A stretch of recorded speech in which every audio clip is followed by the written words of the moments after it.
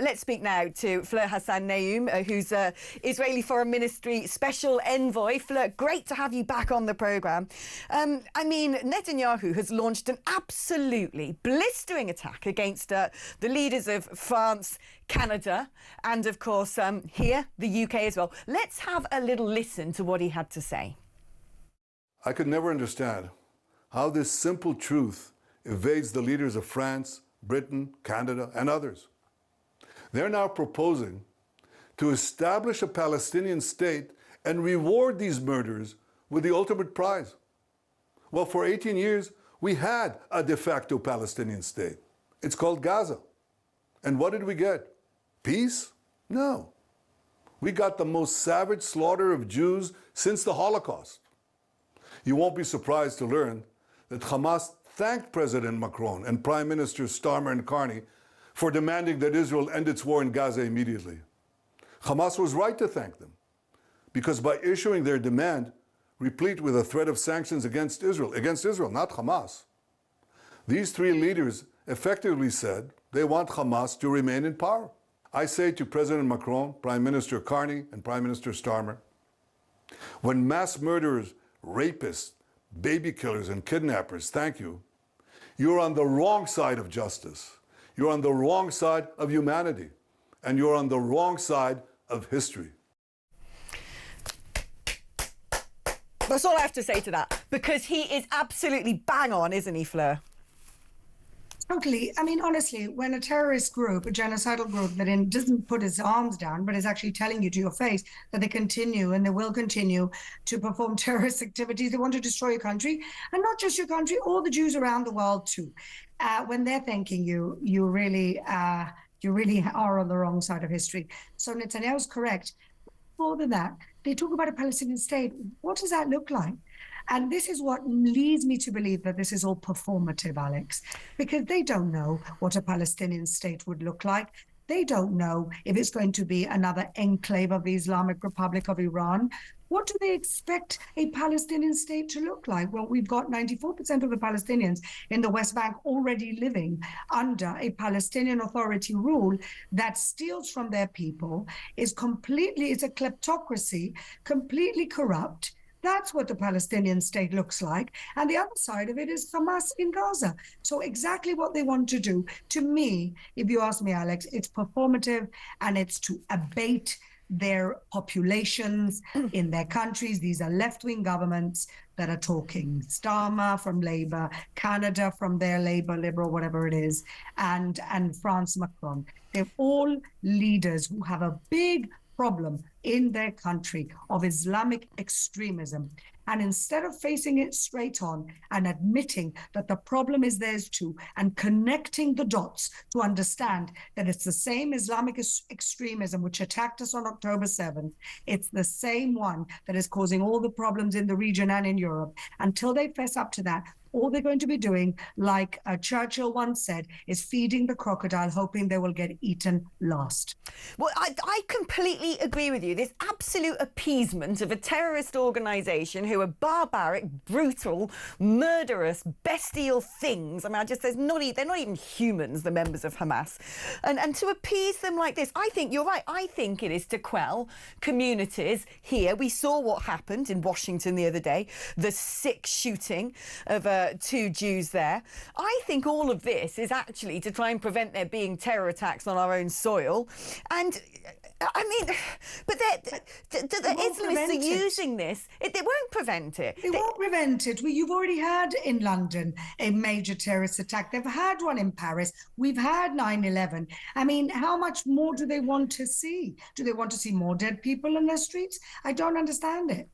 I don't understand it either. And I tell you what, Fleur, at the moment, I'm listening to Douglas Murray's latest book, where he recounts with real survivors what happened in the kibbutz and the details of what happened at that music festival and the first-hand accounts. I mean, I honestly, I want to cry, because there's some of the stuff that is detailed in that book. And the thing that got me the most, I haven't finished it yet, but the thing that got me the most is when the boundaries were broken and Hamas rushed in, the amount of civilians who came in afterwards cheering them on, trying to help, bludgeoning people with hammers.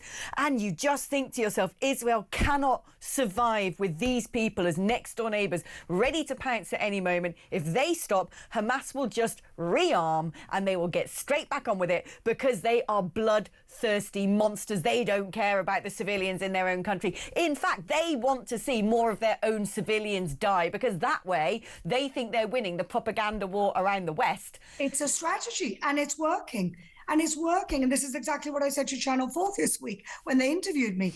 The strategy is working. The strategy is to use their own people, sacrifice their own people who they don't care about in the least, because their ideology is more important to them than their own people. Using that to get the whole world to isolate Israel. That's what's happening. But thank God we've got some real friends in all of these countries who understand the mistake of their government. We really do.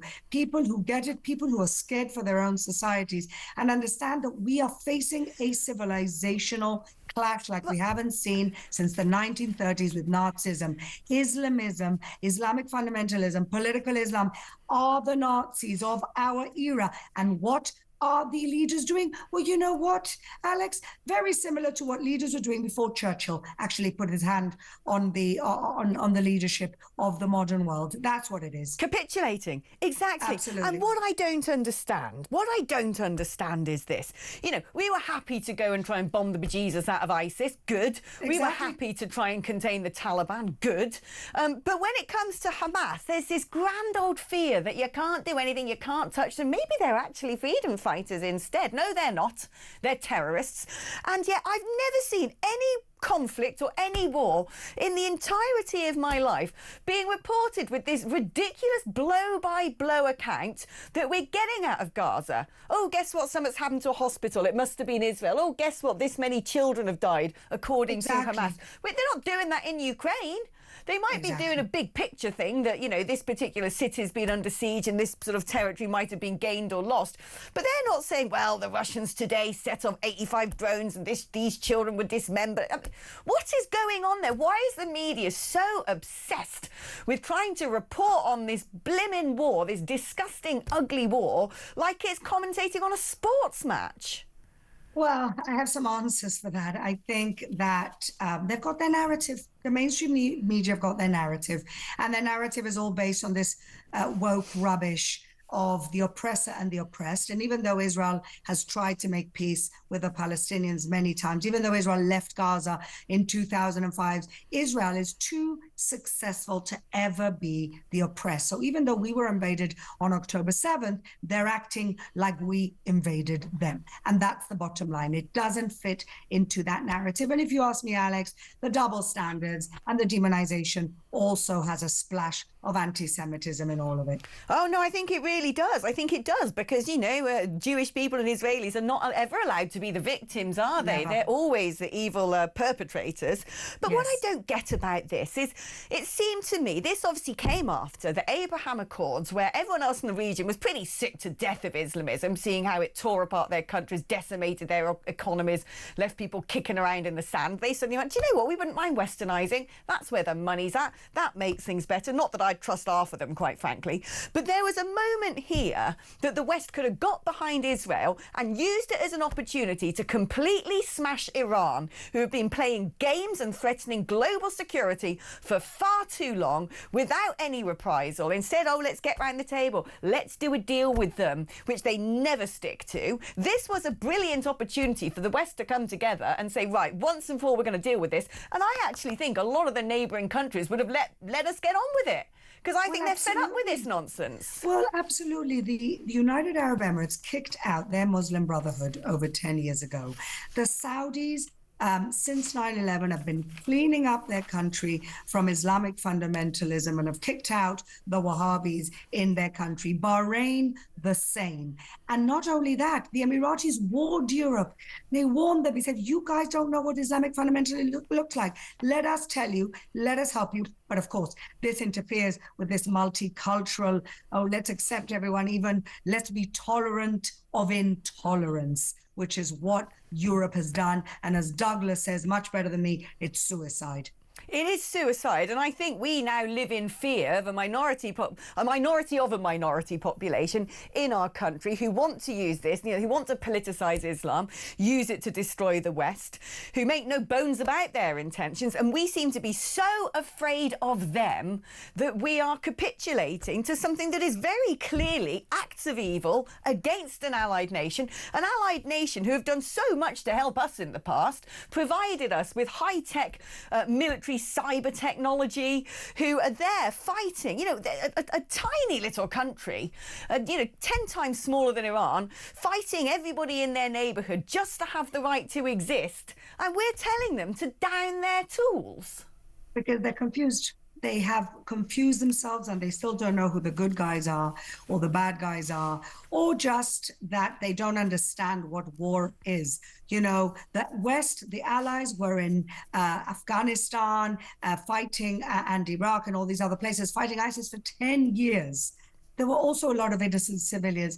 Unfortunately, that is the cost of war. But we didn't start this war. This all lies on the feet of Hamas. And this is the playbook that they want. They don't care about sacrifice of people. This is what they live for. They live for these feckless leaders who have no idea what's really going on, who want to appease their own population.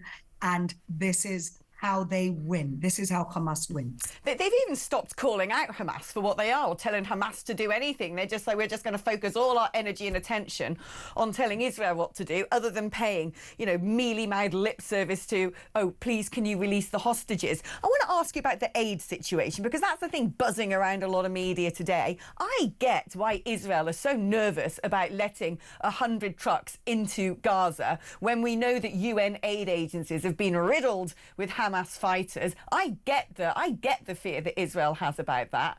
But, something has to be done, doesn't it? Because there are civilians starving.